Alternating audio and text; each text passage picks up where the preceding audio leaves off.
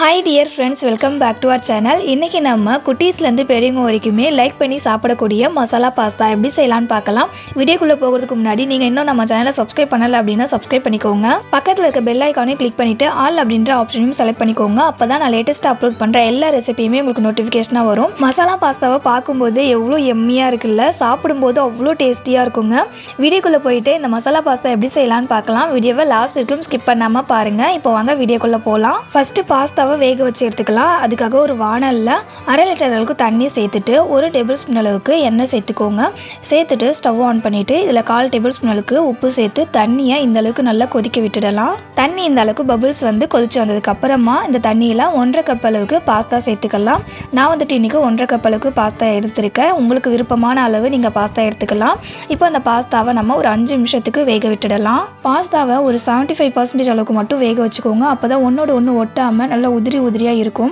5 நிமிஷத்துக்கு அப்புறம் ஒரு பாஸ்தாவை எடுத்து கத்தி அப்படின்னா ஸ்பூனால் கட் பண்ணி பார்த்தீங்கன்னா இந்த அளவுக்கு சாஃப்டாக கட் ஆகணும். இந்த மாதிரி சாஃப்டாக கட் ஆச்சுன்னா பாஸ்தா 75% அளவுக்கு வெந்து வந்திருக்கு. இப்போ ஸ்டவ் ஆஃப் பண்ணிவிட்டு இந்த பாஸ்தாவில் இருக்கிற தண்ணியை வடிகட்டிடலாம். வடிகட்டிட்டு இந்த பாஸ்தாவை நார்மல் வாட்டரில் ஒரு டைம் அலசி எடுத்துக்கோங்க. இந்த மாதிரி பாஸ்தாவை நார்மல் வாட்டரில் ஒரு டைம் அலசும் போது பாஸ்தா ஒன்றோட ஒன்று ஒட்டாமல் இருக்கும். பாஸ்தா வெந்ததுக்கு அப்புறமா அதில் இருக்கிற சூடான தண்ணியை அப்படியே வடிகட்டிடுங்க. அப்போ தான் அது ஓவர் குக் ஆகாமல் நல்ல உதிரியாக இருக்கும். பாஸ்தாவில் இருக்கிற தண்ணி எல்லாமே ஃபில்டர் ஆகட்டும். அதனால் அப்படியே அந்த ஃபில்டர்லேயே விட்டுடுங்க. பாஸ்தா பாருங்கள் எவ்வளோ சூப்பராக வெந்து வந்திருக்குன்னு. இது அப்படியே இருக்கட்டும். அடுத்தது ஒரு வாணலை சூடு பண்ணிவிட்டு அதில் 2 டேபிள் ஸ்பூன் அளவுக்கு எண்ணெய் சேர்த்துக்கோங்க. எண்ணெய் சூடானதுக்கு அப்புறமா இதில் 2 மீடியம் சைஸ் வெங்காயத்தை இந்த மாதிரி பொடியாக கட் பண்ணி சேர்த்துட்டு வெங்காயம் கண்ணாடி பதம் வர வரைக்கும் வதக்கி விட்டுக்கலாம். வெங்காயம் இந்த மாதிரி கண்ணாடி பதத்துக்கு வதங்கி வந்ததும் இதில் கட் பண்ண கேரட் 1/4 கப் அளவுக்கு சேர்த்துக்கோங்க.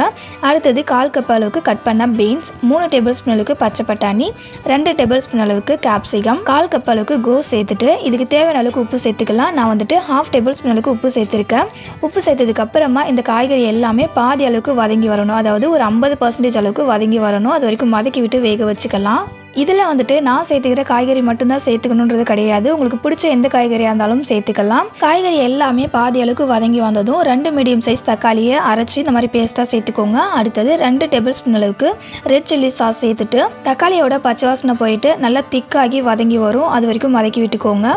தக்காளியோட பச்சை வாசனை போகாமல் பாஸ்தா செஞ்சிடாதீங்க, டேஸ்ட் நல்லா இருக்காது. பாருங்கள், தக்காளி வதங்கி அதோடைய பச்சை வாசனைலாம் போயிட்டு வந்துருச்சு. இப்போது இந்த காய்கறி கூட நம்ம ஏற்கனவே வேக வச்சிருக்க பாஸ்தாவை சேர்த்துட்டு இந்த பாஸ்தா கூட ஒரு மசாலா தந்திருப்பாங்கல்ல, அது ஒரு பாதி பாக்கெட் அளவுக்கு சேர்த்துக்கோங்க. 1/2 கப் அளவுக்கு எடுத்துக்கிறீங்க அப்படின்னா பாதி பாக்கெட் சேர்த்துக்கிட்டீங்க அப்படின்னா கரெக்டாக இருக்கும். இப்போது மசாலாவை பாஸ்தா கூட நல்லா கலந்து விட்டுருங்க. கலந்து விட்டதுக்கு அப்புறமா இந்த மசாலாவோட பச்சை வாசனை போகணும். அதனால ஒரு 15 நிமிஷம் அப்படி மீடியம் ஃப்ளேமில் வச்சு குக் பண்ணிக்கலாம். 15 நிமிஷத்துக்கு அப்புறம் பாருங்கள், மசாலாவோட அந்த பச்சை வாசனைலாம் போயிட்டு மசாலா பாஸ்தா செம்ம சூப்பரான ஒரு கலரில் ரெடியாக இருக்குது. லாஸ்ட்டாக இது கூட கட் பண்ண கொத்தமல்லி இலைகளை சேர்த்துட்டு ஸ்டவ் ஆஃப் பண்ணிவிட்டு நல்லா சூடாக சர்வ் பண்ணுங்கள். செம்ம டேஸ்டியான மசாலா பாஸ்தா ரெடி. இந்த மசாலா பாஸ்தாவை நான் சொல்லியிருக்கபடியே நீங்களும் செஞ்சு பார்த்துட்டு உங்களுடைய ஃபீட்பேக்கை மறக்காமல் கமெண்ட் பாக்ஸில் என் கூட ஷேர் பண்ணிக்கோங்க. அது எனக்கு ரொம்ப மோட்டிவேட்டடாக இருக்கும். மசாலா பாஸ்தா ஒன்றோட ஒன்று ஒட்டாமல் எவ்வளோ நல்லா உதிரியாக வந்திருக்குன்னு பாருங்கள். பார்க்கும்போதே ரொம்ப எம்மியாக சாப்பிடணும்னு தோணுதில்ல.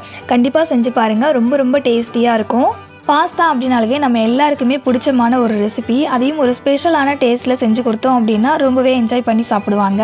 மசாலா பாஸ்தாவை நான் சர்வ் பண்ணும்போதே உங்களுக்கு தெரியும் எந்த அளவுக்கு நல்லா ஒன்றோட ஒன்று ஒட்டாமல் உதிரியாக வந்திருக்கு அப்படின்றது. ஃப்ரெண்ட்ஸ், ஏற்கனவே நம்ம சேனலில் எந்த விதமான சாஸ்மே யூஸ் பண்ணாமல் வீட்டில் இருக்கிற பொருளை மட்டுமே வச்சு வெஜ் நூடுல்ஸ் எப்படி செய்யலாம் அப்படின்ற வீடியோ நான் அப்லோட் பண்ணியிருக்கேன். அந்த ரெசிபியை பார்க்கல அப்படின்னா இந்த வீடியோ கீழே டிஸ்கிரிப்ஷனில் லிங்க் தரேன், செக் பண்ணி பாருங்கள். இது போலவே நம்ம சேனலில் வர எல்லா இன்ட்ரெஸ்டிங்கான டிஃப்ரெண்ட்டான ரெசிபியை பார்க்கணும் அப்படின்னா குக்கிங் சேனலை சப்ஸ்கிரைப் பண்ணிக்கோங்க. உங்கள் ஃப்ரெண்ட்ஸ் அண்ட் ரிலேட்டிவ்ஸ்க்கு ஷேர் பண்ணிக்கோங்க. இதே போல் ஒரு டேஸ்டியான அடுத்த ஒரு வீடியோவில் மீட் பண்ணலாம் ஃப்ரெண்ட்ஸ். தேங்க்ஸ் ஃபார் வாட்சிங்.